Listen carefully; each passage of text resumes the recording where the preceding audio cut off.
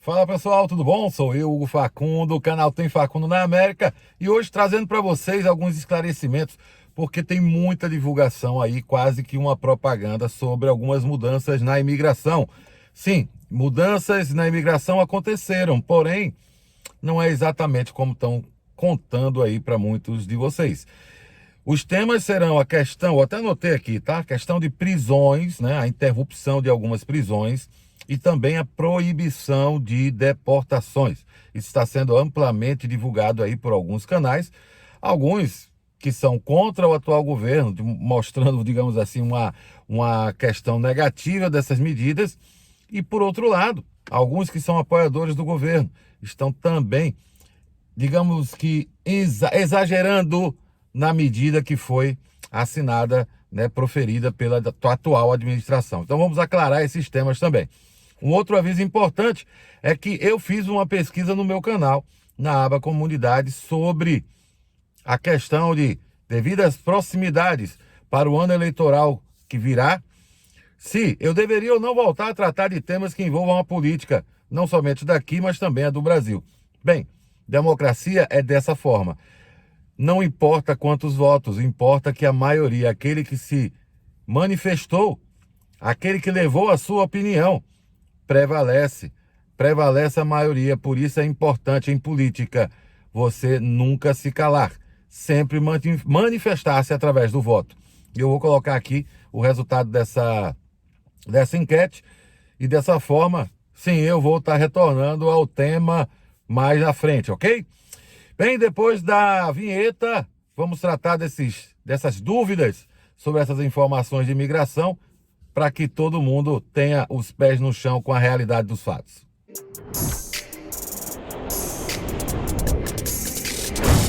Política, imigração e fatos relevantes. Informação, opinião e verdade em um só lugar.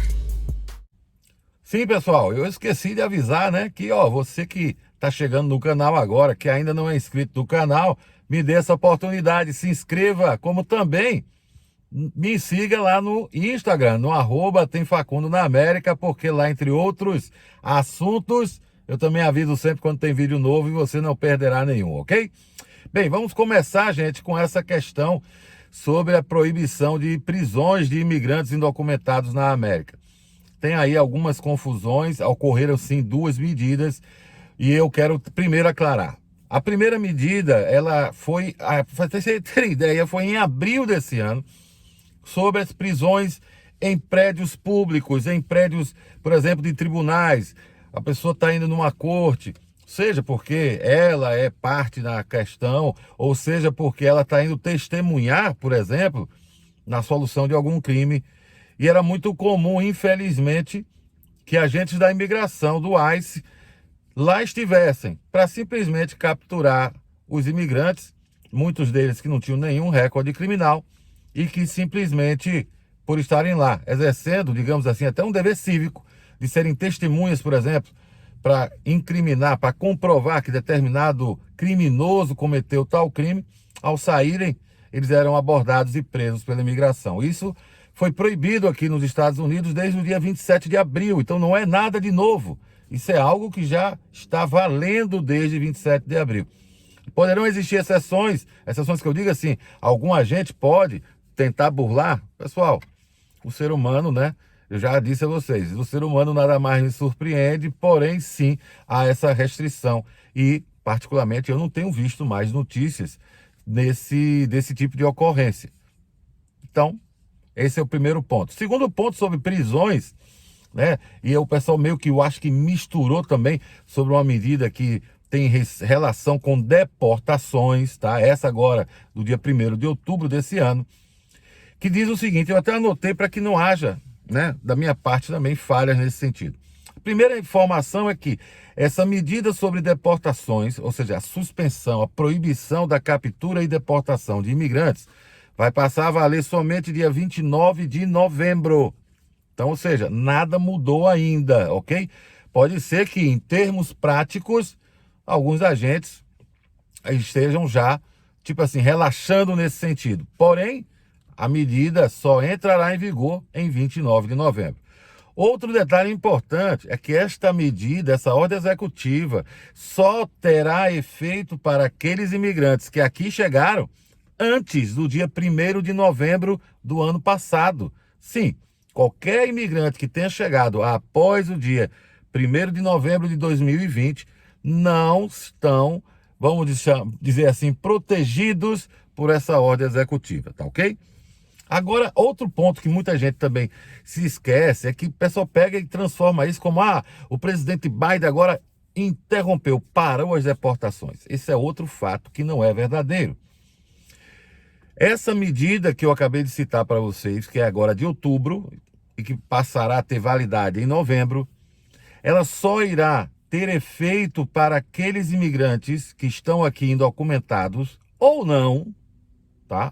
Ou seja, o imigrante documentado, aquele que está com status ok, tá?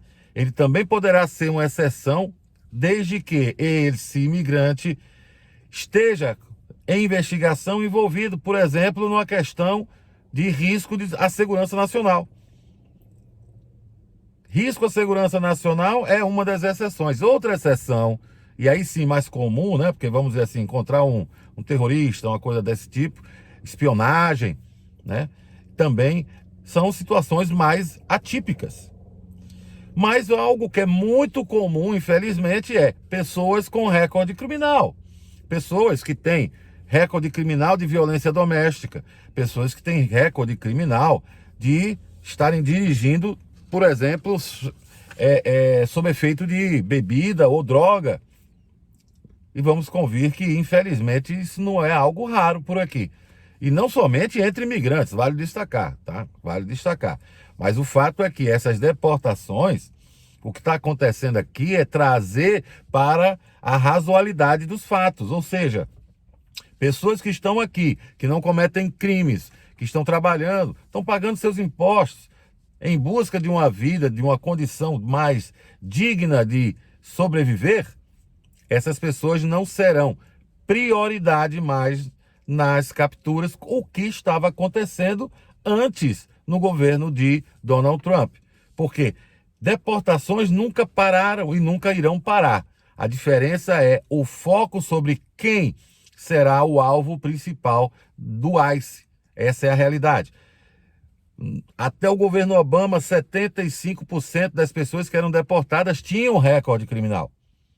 No governo Donald Trump, essa proporção praticamente se inverteu.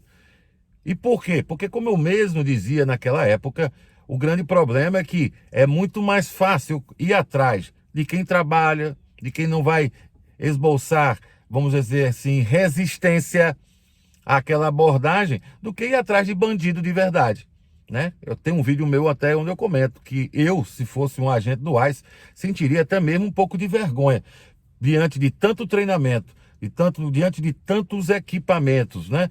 De tanta tecnologia envolvida em treinamento, né? E na parte também da estrutura física, eu utilizar todos esses recursos, todos esses milhões, bilhões de dólares que já foram investidos na minha capacitação, por exemplo, se eu fosse, não estou dizendo que sou, eu teria vergonha de utilizar todos esses recursos para prender uma pessoa que sai de manhã, 6 horas da manhã da sua casa e vai passar o dia todo trabalhando, por exemplo, na pintura, na construção ou em qualquer outra atividade honesta. Mas não era a visão da administração anterior à atual. Então, eu quero deixar isso muito bem transparente, muito bem aclarado, ok? A outra coisa sobre prisões em local de trabalho. Pessoal, que agora o foco vai ser somente nos empregadores. Gente, isso é algo como esse das deportações, ok? Sempre que a pessoa estiver enquadrada em risco de segurança nacional ou com recorde criminal, ela estará sim passível de prisão e deportação. Quanto à questão de empregadores que exploram imigrantes, bem, eu repito a vocês algo que eu já disse lá atrás. Você nem precisa da imigração para isso. Procure o Labor Department da sua cidade, do seu estado. Faça a sua denúncia. E você tenha certeza, o Departamento de Trabalho não quer saber do seu status migratório, ele quer saber da sua relação de trabalho, se está ou não existindo esse abuso, essa exploração, se ele não está sendo pago pelo menos o valor mínimo determinado por aquele Estado. E principalmente se ele está lhe pagando, né? Ou seja, se você recebe pelas efetivas horas trabalhadas. Inclusive pelas horas extras, que é muito comum e que a gente sabe que 99% dos empregadores, pelo menos os brasileiros, que aí sim não são imigrantes, são imigrantes, não, mas são empregadores, ou seja, tem suas companhias aqui, não pagam hora extra para o pintor, para o cara da construção, o cara que instala o siding, que passou lá 60 horas trabalhando na semana. Ele vai pegar a hora que ele combinou com você, multiplicar por 60 e te pagar. Ao contrário de te pagar as 40 horas, conforme combinado, e nas horas excedentes adicionar 50%, que é um direito seu, mas que na prática a gente sabe que isso não é feito. Mas espero ter aclarado essa história e se preparem que vamos ter mais vídeos, pelo menos um por semana, tá ok? Isso é o meu compromisso com vocês. Um por semana, com certeza, talvez até mais. E não se esqueça, @TemFacundo na América lá no Insta. Dê essa força também, tá joia? Cheiro para as meninas, um abraço para os marmanjos, vida longa, morte rápida.